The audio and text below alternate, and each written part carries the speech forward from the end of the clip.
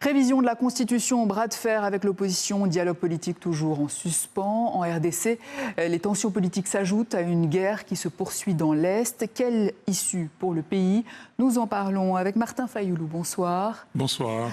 Président du parti politique SID, vous faites partie de la coalition d'opposition C64 contre le changement de la Constitution et le troisième mandat du président Félix Tshisekedi. Alors voilà 3 mois, des mois même, que vous réclamez un dialogue national. Le président Tshisekedi l'a accepté dans son principe, mais il tarde à le convoquer. Est-ce encore lui qui contrôle le calendrier politique?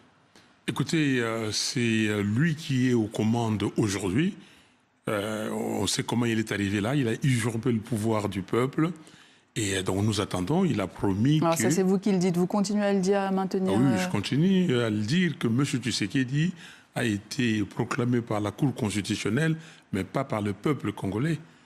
Il n'a pas gagné une élection au Congo, ça se sait. Donc nous disons que nous attendons la convocation ou l'organisation de ces dialogues nationaux inclusifs. Alors il y a aussi le report des manifestations du C64. Le 15 août dernier, énième report. Votre coalition d'opposition n'est-elle pas en train de perdre justement ce rapport de force avec le président? Les reports étaient motivés. Ça a été pour la première fois demandé par le président Évariste Ndayishimiye, le président en exercice de l'Union africaine. Il nous a dit que M. Tshisekedi était prêt pour aller avec les autres Congolais au dialogue et que nous devons, si possible, reporter notre manifestation pour donner la chance à ce dialogue. Ce que nous avons fait.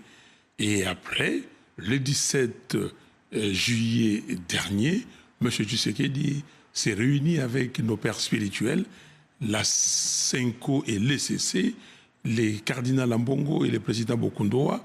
Il leur a dit qu'il était prêt pour là, maintenant, organiser un dialogue national inclusif selon la Constitution, dans le respect strict de la Constitution. Donc le cardinal Ambongo vous soutient aujourd'hui dans votre démarche de mobilisation? Les cardinaux Ambongo n'a pas à soutenir. Les cardinaux Ambongo accompagnent le peuple congolais. L'Église du Christ au Congo et la Conférence épiscopale nationale du Congo accompagnent le Congo, que ce soit n'importe qui soit président et qui ne va pas dans la direction du bien-être des Congolais.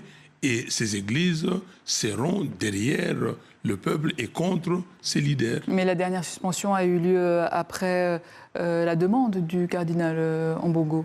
Bien sûr, parce que le cardinal Ambongo nous a dit qu'il a vu Tshisekedi le 17 et ils se sont entendus que les go pour le dialogue étaient lancés et Tshisekedi, dans le compte X de la présidence, a dit qu'il était prêt à organiser un dialogue national inclusif conformément à la Constitution congolaise ou plus précisément dans le respect strict de la Constitution congolaise. Donc, pour ça, les cardinaux Ambongo et les révérends pasteurs Bokundoa, président de l'ECC, nous ont dit, écoutez, il y avait plus d'avantages à tirer dans les dialogues que dans votre marche. Et nous vous prions de reporter, de postposer votre marche. Et c'est ce que nous avons fait. Justement, vous appelez désormais à manifester le 15 septembre devant le Parlement. Qu'est-ce qui vous garantit que cette fois, vous pourrez aller jusqu'au bout de la démarche? Mais nous avons toujours été jusqu'au bout. Et des fois, on nous dit que vous êtes des radicaux. Mais quand on est flexible pour chercher la solution, nous ne sommes pas des va-t-en-guerre. Nous voulons la paix, nous voulons la sécurité, nous voulons la stabilité de ces pays. Donc cette fois-ci, nous disons, si M. Félix Tshisekedi continue à chercher son changement de constitution, il va nous voir. Cette fois-ci, nous disons que la fois passée, nous devrions aller au Parlement, au Palais de la Nation, pardon. Pourquoi? Pour demander à M. Tshisekedi de partir, de démissionner, parce qu'il avait violé la Constitution, parce qu'il avait saboté la Constitution. Maintenant que la Cour constitutionnelle a retoqué sa loi et par honte, il a renvoyé cette loi au Parlement, nous irons au Parlement le 15 septembre. Quoi qu'il arrive. Quoi qu'il arrive. Quoi qu'il arrive, c'est-à-dire que nous allons juger s'il n'y a absolument rien nous irons. S'il y a quelque chose, la C64 se réunira pour dire ce qu'il faut faire. Mais pour l'instant, c'est le dialogue ou la marche. Alors, il y a encore un an, face à l'avancée de l'AFC M23, vous appeliez Félix Tshisekedi à une discussion patriotique pour éviter la balkanisation du pays. Aujourd'hui, vous voulez également Kabila et Corneille Nangaa à la table. Qu'est-ce qui a changé depuis ? Mais ce qui a changé, c'est que Kabila et Nangaa détiennent des pans entiers de la République. L'AFC M23 contrôle 2 capitales importantes de la République, Goma et Bukavu. Donc, aussi, l'AFC et l'M23 sont en discussion avec M. Tshisekedi et son gouvernement à Doha. Pourquoi vous discutez ensemble, vous belligérants à Doha, sans la société civile congolaise, sans l'opposition congolaise? Vous avez mis en place 8 protocoles et vous voulez signer ces protocoles sans les autres. Donc, nous disons, amenez vos protocoles, amenez vos éléments de discussion sur la table avec l'opposition congolaise, avec la société civile congolaise, pour discuter ensemble dans un processus de vérité, justice, réconciliation et cohésion nationale. Et vous dites qu'il faut parler au M23 et même au Rwanda, mais dialoguer avec Kigali, accusé par Kinshasa de soutenir le M23. N'est-ce pas lui donner un rôle dans ce règlement de la crise qui contribue précisément à l'alimenter? Mais le M23 et Kigali et autres, ils sont partie prenante dans la crise. Ils sont partie prenante dans la déstabilisation du Congo. Mais ils sont déjà en discussion avec le gouvernement congolais. Je crois qu'il ne faut pas se voiler la face. Il ne faut pas prendre les Congolais pour les dindons de la farce. Il faut discuter avec toute personne qui peut apporter, la solution dans cette crise congolaise. Vous déclarez d'ailleurs, dans le M23, il y a des Congolais. Est-ce que reconnaître que la guerre dans l'Est n'est pas seulement une agression extérieure, mais aussi une crise politique congolaise, du coup? Il y a des Congolais instrumentalisés. Nangaa, c'est un Congolais, mais il a été instrumentalisé. Dites-moi, quand est-ce que Nangaa a connu M. Kagame? Est-ce qu'ils étaient en affaires avant? Nangaa s'est retrouvé un jour, je ne sais pas, en difficulté avec M. Tshisekedi dans leur deal, et il est parti. Je crois qu'il s'est fait embaucher.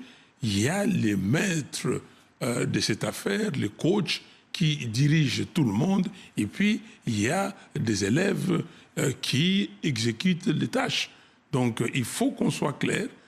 Nous connaissons l'origine de la crise congolaise. Nous connaissons les causes profondes de la crise, les causes internes, les causes externes. Et donc, il faut qu'on se mette autour d'une table pour que tout le monde dise quelle est ma part de responsabilité et qu'est-ce que moi je peux apporter comme solution.